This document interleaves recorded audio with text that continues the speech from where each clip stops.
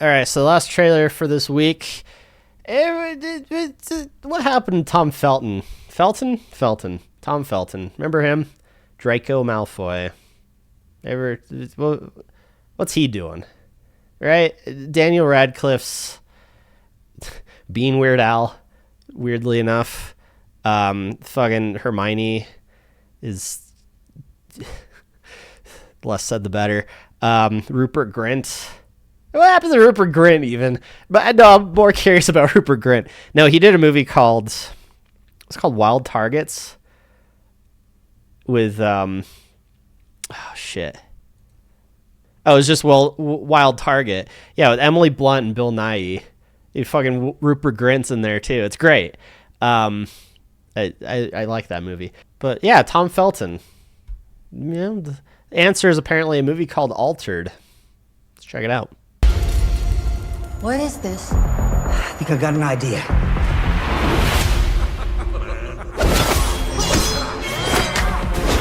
Hell yeah!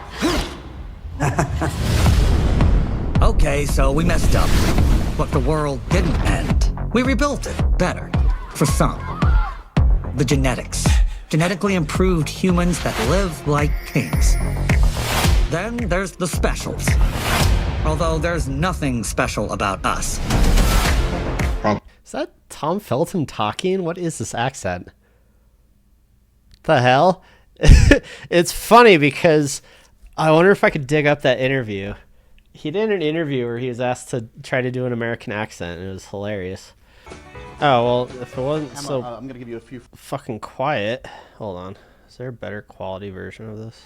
Well, check it out for yourself. What the Crazy Singer 98. What? I don't think that's the original post. Harry Potter cast speak American English. It's wild because Tom Felton, I want to say, is like the worst of it or either the best. I can't remember which outcome, but it was like everybody else is like, yeah, whatever. But his like stood out for being, again, I think it was really bad. So is that why? The accent. Also, the premise already gives me hardcore Gattaca vibes. Is that the movie? It's, as soon as you're born, like science progressed so hard. It progressed so hard. We've gotten so. What's the word I'm going for? Medical advances had gone to the point where as soon as you're born, they can tell like the health you'll have throughout your life and like how long you'll live and things like that. And so from birth, you're given kind of a label of, okay, you're healthy. You could go on to do, these jobs, while as the people who are born and immediately determined to not be going to live healthy lives, they're given like menial tasks. Am I making that up? That was a movie, wasn't it? In fact, I'm pretty sure it was. It's like somebody wanted to travel through space, or like, yeah, they wanted to go into space, but they were born as one of the inferior people. And so they take the identity of one of those people who was going to go into space, but something happened and they couldn't. And so they swap. It's kind of like a Prince and the Pauper sort of deal, maybe. Am I just throwing random shit out there and none of it's making any sense? Actually, yeah, because wasn't it like he's too short to be that person, and so they do like surgery? I remember this. They had to do like surgery or something to make the actual guy shorter, but the guy taking his place taller or something. And just remember that bugging me because I was trying to wrap my head around the concept of having surgery to make you taller, because they did something with like their legs. I'm just like, how does that work? Like what? Anyway. Proposition 42 enables genetic enhancements for everyone. Fix my suit. I'll pay you triple. Deal. Triple free! We don't go to the genetic district. Trust me. It'll be in. Does she have an accent? But why can't Tom What? Out. Boom.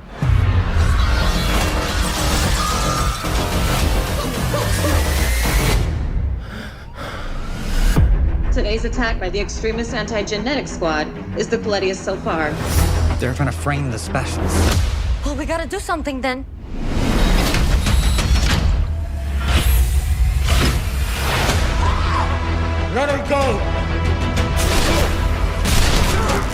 the one behind all of this. We've cracked the enigma of human evolution. Question is, what are we gonna do about it? We're gonna fight. Bring it! They want you to think that you're useless, worthless. It's not true. It's evolution and you can't stop it.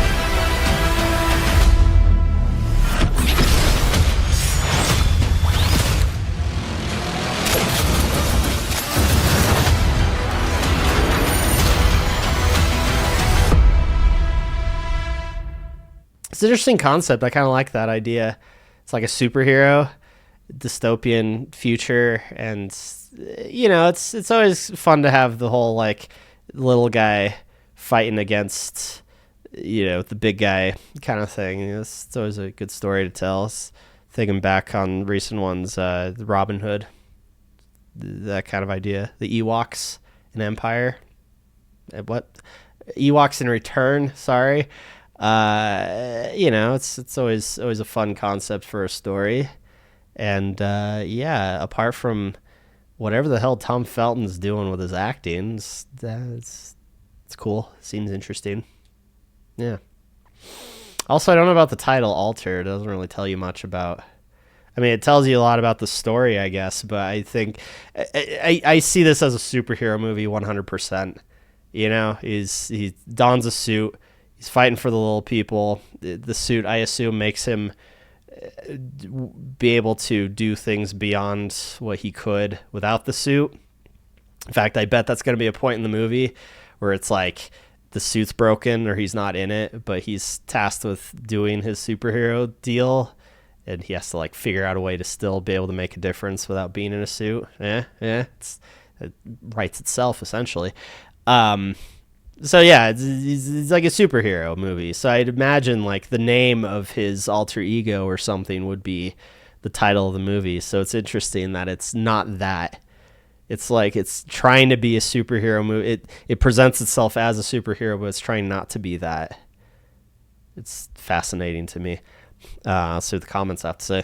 Top comment, so excited to see a real hero coming from Tom Felton. Yeah, Draco Malfoy. After all this time, it's the hero we knew he could be, instead of the whiny little bitch that he was. 10 points to Slytherin. Anyone remember the movie Player One? You mean Ready Player One? Has anybody forgotten that was a thing? Man, I don't get the comment section, right? Because you got near the very bottom here. You got first, and then almost right above it, second. Like, wait, what? Yeah, I mean, it's mixed as you usually get. A lot of people say this looks boring, looks like a flop. Other people are saying, you know, they might check it out using words like lit. I don't know what that means. But also no comments, though, about just the weird performance. I guess it's like a lisp. It's like Eastern, like East Coast American with a lisp, and also high-pitched. I don't know, it bothers me. It was not what I was expecting coming out of his mouth, but there you go. Again, that might be part of it. You know, he's supposed to be a wimpy guy, so talk with a higher pitched voice, maybe. But yeah, it's an interesting idea. As far as like the suit itself, like the superpowers, if you will, I'm a little confused by it. I assume it's just like an exosuit, so he's stronger and faster, etc., etc. But is he shooting out vines here? He's the one behind. Like, what is that? What? I was a little worried that it was going to be this whole, like, not only is he a crippled individual in a power suit, but it's a power suit that runs on nature and love or some bullshit. Like, what is that? It's so weird looking, but I mean, this other scene doesn't look like it's going anywhere with that. I mean, I don't know what he's doing there. He's just shooting out smoke, but It's at least it's not vines. I don't know. It's strange.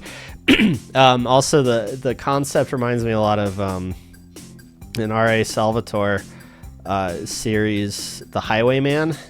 It's a good series of books. I'd recommend it, or at least the first one. I think I only got into the second book. I gotta keep reading those. The guy writes more than I'll be able to read in my entire life. I don't know how people do that. But it's this concept of, it's medieval fantasy, like high fantasy, because it's R.A. Salvatore, so magic and shit. No elves though, but there's dwarves. Anyway, it's a guy who's born with I guess physical impairments, so he can't walk very well. He kind of drools, and he's an outcast. People don't like him. He's kind of sent to this abbey to do menial tasks. But then he discovers a combination of both his dad's religion and his mother's religion. His dad was a monk that traveled like to this far off land to preach the word or whatever.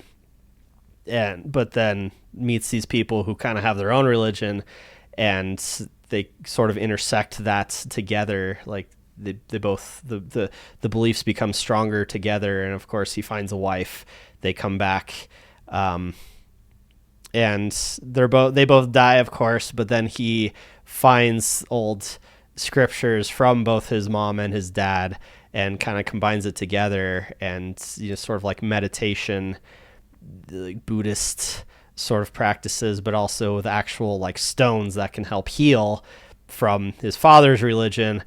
And he becomes this super crazy kick-ass the Highwayman. He becomes a superhero in medieval times. He's like the Batman, but his alter ego, and he's not focused and zen. He just becomes this drooling, unfortunate person. So yeah, it kind of gives me that vibe too, which is fun. Yeah, I don't know. That's all I had. Wouldn't be a week of trailer trash without a tangent. So there you go. Hope you like that one. Yeah, if you like these, like, subscribe, all that bullshit. It really helps me out. But no, also, if you haven't checked it out, I did a couple of videos over October. I almost said Halloween. Only one came out on Halloween. But I did a Alice in Terrorland review. So go check out that train wreck of a review based on a train wreck of a movie. And also I covered the SNES ROM hack of Earthbound, the Halloween hack that Toby Fox, famous for Undertale, did way back in the day before doing Undertale. So go check that out too if you're a fan of either Earthbound, Undertale, or I guess that's it, Halloween hacks, maybe? If you're a fan of spooky shit, yeah, check that out. Anyway, thanks for watching. Goodbye.